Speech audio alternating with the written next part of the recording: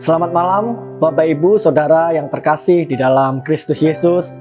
Sekali lagi malam ini kita akan merenungkan kebenaran firman Tuhan.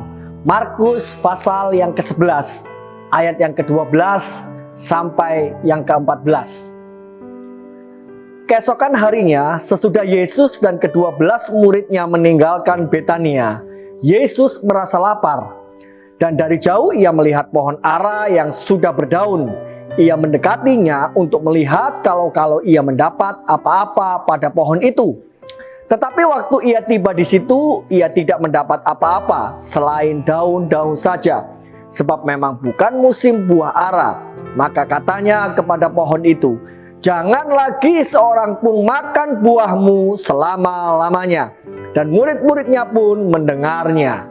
Ketika Yesus meninggalkan Betania, menyelesaikan tugas pelayanannya, Yesus berjalan dan merasa lapar.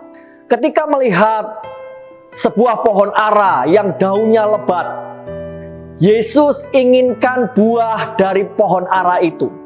Salah satu ciri dari pohon ara, ketika pohon itu akan berbuah, maka daunnya sangat lebat. Itu sebab Yesus mengharapkan ada buah yang didapat dari pohon ara itu. Pohon ara adalah pohon yang tidak dipelihara secara khusus.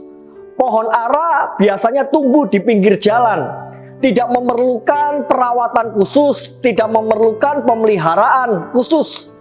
Tetapi pohon ara itu dapat bertumbuh sendiri. Dan fungsi dari pohon ara memang memberi buah bagi orang yang membutuhkan, bagi orang yang merasa lapar, boleh mengambil buah pohon ara yang ada di tepi jalan. Dan Yesus tidak mendapatkan apa-apa dari pohon ara itu. Bahkan bakal buah pun Yesus tidak menemukan. Dan memang saat itu bukan musim buah ara. Ketika Yesus tidak mendapatkan apa-apa dari pohon ara itu, Yesus mengutuk pohon itu untuk tidak berbuah selama-lamanya. Ada satu pelajaran yang Yesus ingin ajarkan kepada kita semua sebagai murid-muridnya. Tuhan mencari buah. Tuhan tidak mencari daun yang lebat. Pohon ara ini terlihat sangat indah. Dengan daun yang banyak, dengan warna yang hijau, terlihat sangat megah, terlihat sangat indah dengan daun yang lebat. Tetapi tidak mampu menghasilkan buah bagi orang yang membutuhkan. Mari kita introspeksi diri kita. Apakah kita seperti pohon ara yang terlihat elok, yang terlihat indah dengan kelebatan daunnya, tetapi pohon itu tidak pernah menghasilkan buah? Apakah kita terlihat bagi orang lain terlihat seperti orang baik, orang soleh, orang yang rajin ke gereja, tetapi kehidupan nyata kita tidak pernah menghasilkan buah yang dapat dinikmati oleh orang lain? Tuhan mencari buah. Tuhan tidak mencari daun.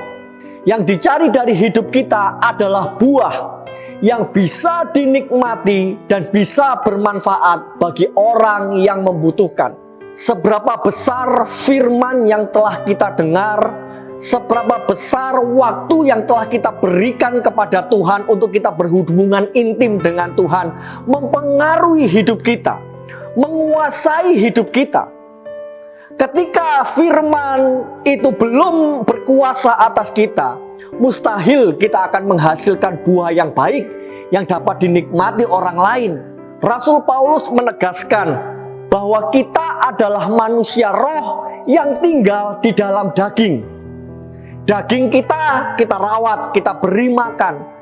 Itu berarti roh kita juga membutuhkan makanan untuk dapat bertumbuh. Ketika roh ini tidak mendapat asupan makanan, maka roh ini yang pada dasarnya roh itu penurut akan kalah dengan daging. Dan ketika roh kita tidak pernah bertumbuh, roh kita tidak pernah berkembang, tidak pernah diberi asupan makanan untuk roh kita, maka daging yang menang, roh itu akan kalah. Ketika roh kita kalah dengan kedagingan kita, maka buah yang dihasilkan adalah buah dari daging kita.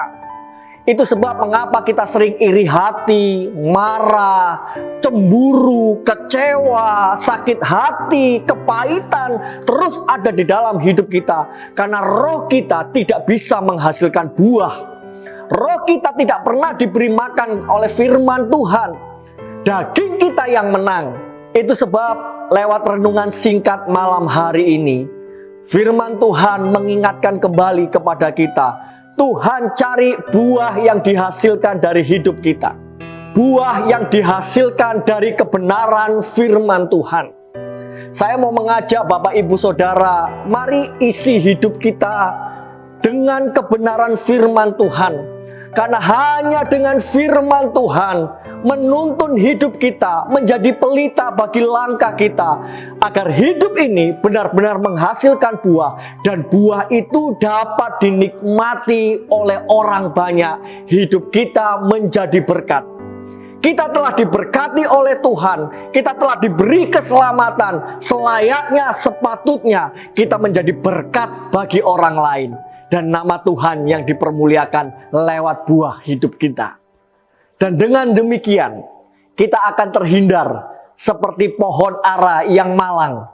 Yesus murka karena pohon ara itu tidak menghasilkan buah.